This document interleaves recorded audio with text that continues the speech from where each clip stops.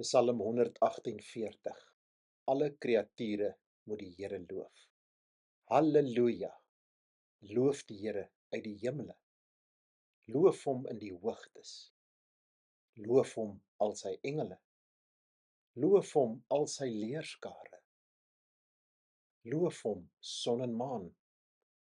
Loof hom alle ligtende sterre. Loof hom hoogste hemele en waters wat bo die hemele is. Laat hulle die naam van die Here loof, want hy het bevel gegee en hulle is geskape. En hy het hulle in stand gehou vir altyd, vir ewig. Hy het 'n wet gegee wat geen een oortree nie.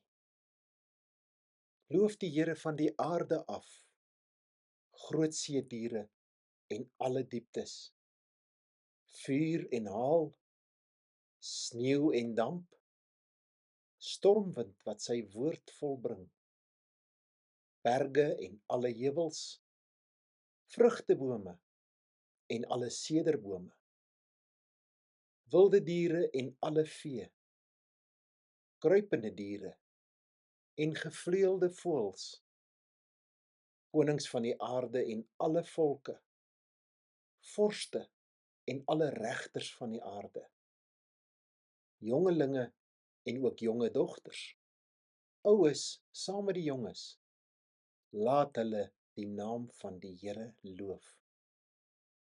Want sy naam alleen is hoog, sy majesteit is oor aarde en hemel.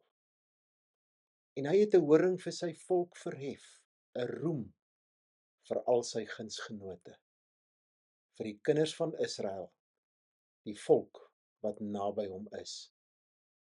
Halleluja!